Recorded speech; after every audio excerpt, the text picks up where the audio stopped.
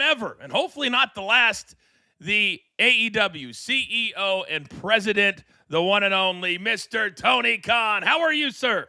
I'm very well. Thank you guys for having me on your show. I really appreciate the invitation. Absolutely. Take your eyes to the right just a little bit and look back.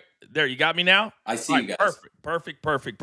All right, so we're going to get started. Tony, you just heard my preamble, and this is not a gotcha interview. We're so excited to just get to know you and to kind of take the handcuffs off and for the audience to get to know you as well. Is that cool? Yeah, it sounds great.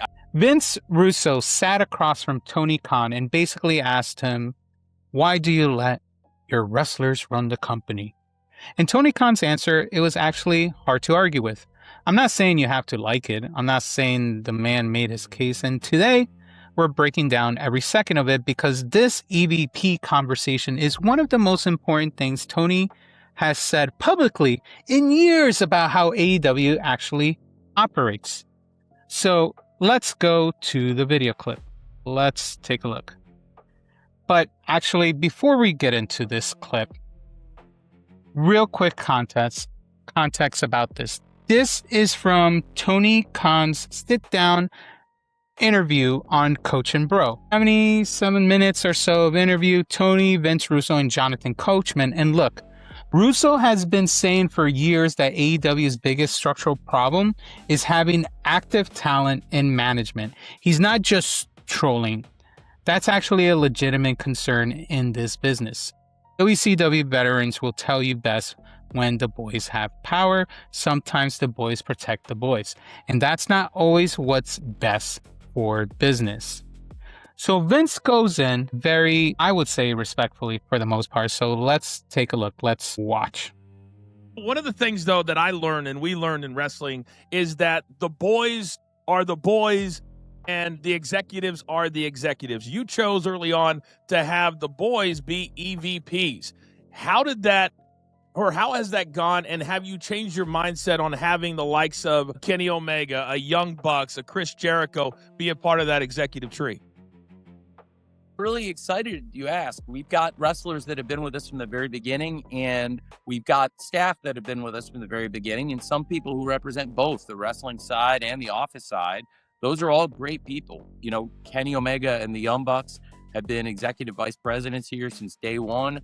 We were really excited to announce their launch. And without the Chris Jericho versus Kenny Omega match in the Tokyo Dome in 2018, I'm not sure I would have believed that the economy and the possibilities were there. But when I saw how much really Chris Jericho and Kenny Omega were able to grow the international business with really, in some ways, I thought one hand tied behind their back and have so much interest in audience for what they were doing in 2018 in New Japan Pro Wrestling, a company that you guys are very familiar with. For me, I love working with different sports, but for me, wrestling's always been my favorite thing. So having those guys involved, you mentioned Kenny Omega, Young Bucks as EVPs, Chris Jericho here from the very beginning. They're all instrumental in the creation of AEW. I wouldn't be here without those guys, and they're important to us today. But, I mean, it's a very important point. I mean, it's very good. But the point is simple. Talent I think for Russo, he believes that talent in management creates a conflict of interest. And I think he's going to talk into it more. So let's take a look. But I want you to get specific for me, because a lot of fans want to know, you kind of broad strokes, but what do they actually do when it comes to executive work outside of their talent work? Well, it's different in those cases. In Kenny and the Young Bucks case, they had those titles from the very beginning, and they've been very involved in different aspects of the company, creating some of our pay-per-view events from the very beginning. We worked together to really put the elite in all elite wrestling, and a lot of the ideas we Damn, look at him throwing promos right in the middle. Elite Pro Wrestling. had from the very beginning to launch this company came off the back of the work that the guys had done before AEW started. They'd built a huge fan base all over the world. Ring of Honor is a company where they had worked New Japan Pro Wrestling. He has a lot of respect for New Japan, if you guys don't know, obviously. Makes sense. They built a legacy, and I knew there would be a huge audience for pro wrestling if I brought these stars in. So they're very involved today in the company in different aspects. Kenny Omega has been involved in different digital projects for us, but also very involved on the wrestling side. And the Young Bucks to this day are a huge part of the wrestling show. Chris Jericho came back to AEW after being off the show for a while, but Chris Jericho is always a part of the AEW. We would not have gotten into this position without him. He's instrumental in the launch of AEW. So I was really excited for Chris to be able to return to AEW in his hometown, Winnipeg, and get a great reaction and help us get, I think, some good buzz. Fact. Yeah. He is a fan of New Japan because of who came from there. Yeah. Pretty much half of his people that are EVPs are from there, including Cody, because at the time, Cody was still part of New Japan too. For what has been really He was part of the Bullet Club. All four of them were too. really strong viewership for us, our biggest viewership in a couple years, which is always a good thing in pro wrestling. We've been really enjoying it. And for me, I think having a lot of people with experience in wrestling is really helpful, especially at the formation of the company in getting the wrestling TV show going. You know, Tony, I don't want to harp on this question. Here we go. Vince Russo is going to go hard. Let's see what he does. But being in the business as coach and I got to push back on something based on my experience. Okay? Tony, I have always said this. Regardless of what company I worked with. When you have a talent, whether it's a current talent or a former talent in management, there's going to be issues. Because wrestlers, let's face it, Tony, and listen, it's a little different with you because you got wrestlers on the contract, but a lot of wrestlers came up as independent contractors. So what happens is that makes it every man for himself. Dude, even his facial reactions, Tony Khan's facial reactions are hilarious, by the way. We'll get into more of that with the press stuff. So now all of a sudden, if you've got... No way. This dude has a big T-mug. I did not see that. ...with you because you got wrestlers on the contract, but a lot of wrestlers came up as independent contractors. So what happens is that makes it every man for himself. So now... He's like, sure. Look at that T-mug. He has a T-mug. Now all of a... Yeah, Tony, show your power by having a T. I do it too. I have an arrow string symbol. There you go. Cheers to you, Tony. Sudden, if you've got a talent in a management position like that, he may have heat with other talent. There may be some old baggage there. Man, Tony, I'm sure at some point you had to run into that. Well, So Russo has, like I said, he has a point in it about management creates conflicts of interest. Every man is for himself. And historically, he is not wrong. WCW did die partly because the locker room had too much political pull. Hogan, Kevin Nash, even Bill Goldberg, everybody protecting their spot. Russo lived that. So he's coming from experience there. But, and this is where it's going to get interesting, is AEW today's WCW? Because Tony's about to make the case that what he did with Omega and the Bucks was fundamentally different from any talent power situation we've seen before in WCW, more specifically. So let's take a look. There's going to be different people and different backgrounds. And always, in business, there's issues every day. And that's what's great about pro wrestling. It's the only fair point sport that goes year round. Vince, the workload better than anybody of what it takes to do this 52 weeks a year, to put on new shows every week and multiple shows. And for me, I like leaning on a lot of wrestling experience. But for me, I also am really comfortable now after all these years in my own ideas. And I like working with people. But, I found a good rule of thumb is doing the ideas I believe in. And I've always found the more involved and the more connected I am with every aspect of the show, the better I feel about it. And right now we're on a very good run of shows that have been really well received by our fans. And I think that's important. In any walk of life, there's different flavors of ice cream. There's different types of music. Different people like different things. But I feel like for the AEW fans, we've had not comparing ice cream. We'll get to that. A great group of fans that have supported the show. We've been able to make new fans along the way, bring fans back. as you know, 7 years on television now, as we approach that 7-year anniversary, it's a long time. And to have people that have been a part of it from the very beginning, that's a special thing, because in sports, to have executives, coaches, players to last 7 seasons on a team and to have a good core of them, that's a pretty special thing. And Coach, you work in sports in addition to wrestling, so you see this from the sports side too. To have a team that's had leadership, and to have, in my case, the CEO and president, to have a lot of the executives and coaches and a lot of great wrestlers that are still thriving after 7 years, but also have a lot of new, fresh blood that we brought in, new, fresh faces, and an exciting company right now. That's an exciting thing after 7 years. There's no doubt, and I'm so glad you brought both of them. I mean, he even said it before that he shut the argument down even before Vince Russo spoke. He basically said Kenny Omega and the Young Bucks weren't given executive power after they got famous in AEW. They had power before AEW even existed. Then Tony is saying, look, I saw what they built in New Japan. I saw them built an international audience without a major TV deal, without a network, without any infrastructure WWE has. All out.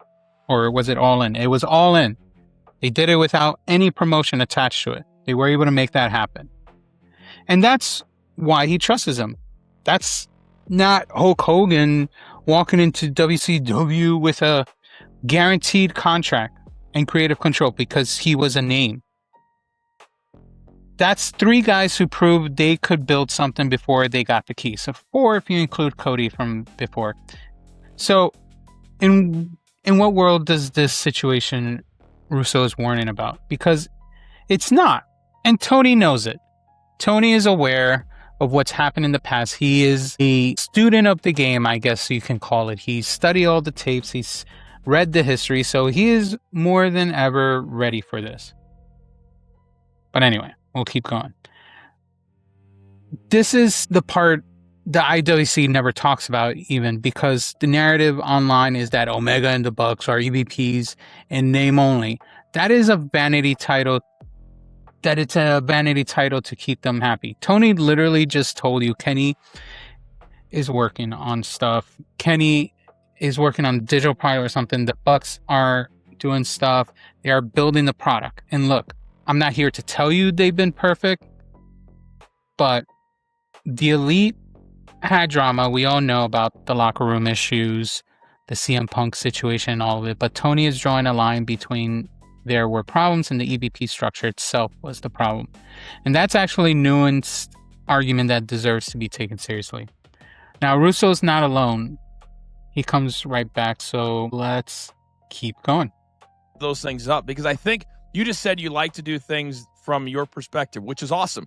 And I will give you credit that you work in the office of Jacksonville. Your dad owns that. And then you started a wrestling company. Very, very difficult to do. But with that being said, it allows you to be pulled very, very thin. A lot of fans, because we polled them and said, what do you guys want to know from Tony Khan? And one of the biggest things that they wanted to know is when we're seeing these matches and these decisions and all those types of things, because you have so many things going on, do you have a group of people around you? Are you signing off on all of these decisions? And because the wrestling we grew up in, there was a whole room of writers, because it's very hard to be as creative as one person. What is your scenario or situation like? Yeah, I have a number of people that work with me in different aspects, whether it's helping put together the announcing, the on-camera segments, putting together backstage segments. But for me, I try to put together an outline of what I want every week for the specific show, segment by segment. And I think it's good when I'm more involved in it. I definitely see a correlation after 7 years where the fans can tell and want me to be very engaged. And also a lot of it is making sure it's quality control. And, in any sport, there might be a play that somebody would bring in. So he just oversees the top. I think there's still a question of who writes the details. So he gives an outline, but who's the one doing the details? To the office that might not work for a certain reason. There might be an idea going into free agency or a draft that there might not be a total agreement about.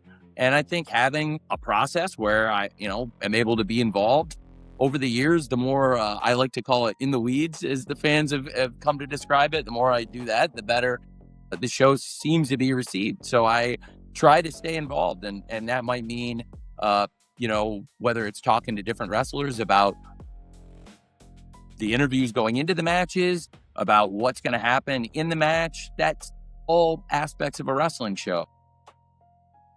Chuck Michael saying, I wonder whose idea was to have the women's match at right before for all those years. It's a secret. I guess no one will tell. Maybe he'll tell us now. And to me, every aspect of the wrestling show under the sun, the showrunner being involved in it is good. Vince, you've had tons of experience working in pro wrestling and in different companies, different shows. And I'm sure that you've had different experiences. Some shows that maybe you put together on your own and then came in and talked to people about, and some that you wrote in a room with a lot of people. And I imagine that's a different process for you, right? Versus how you might do one show versus another show. Well, honestly, I just had my own way of doing things, and I kind of did it that way all the time. But we're all different. We all do things differently.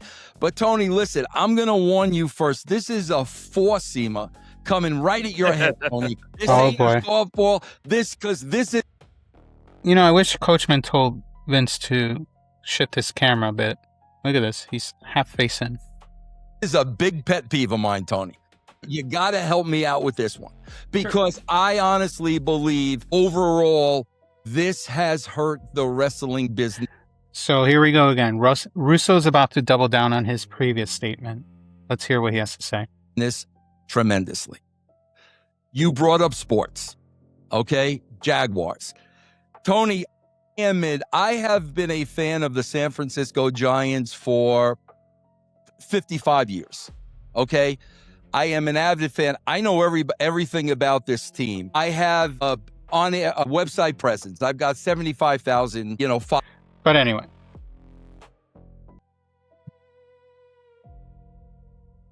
I think that was it for this clip. It was nothing much, but Tony pretty much defended himself about the structure. He has faith in it.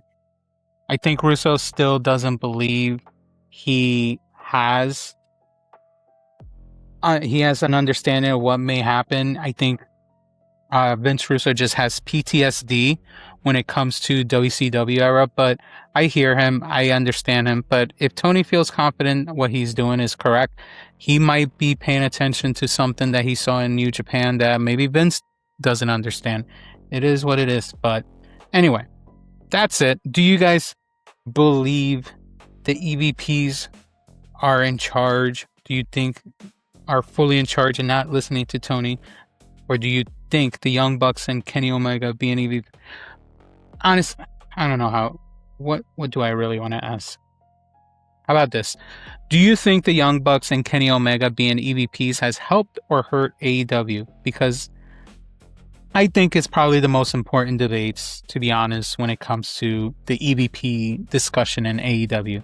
So let me know in the comments if you thought the T hit right. Hit the like and subscribe, and I'll see you on the next video.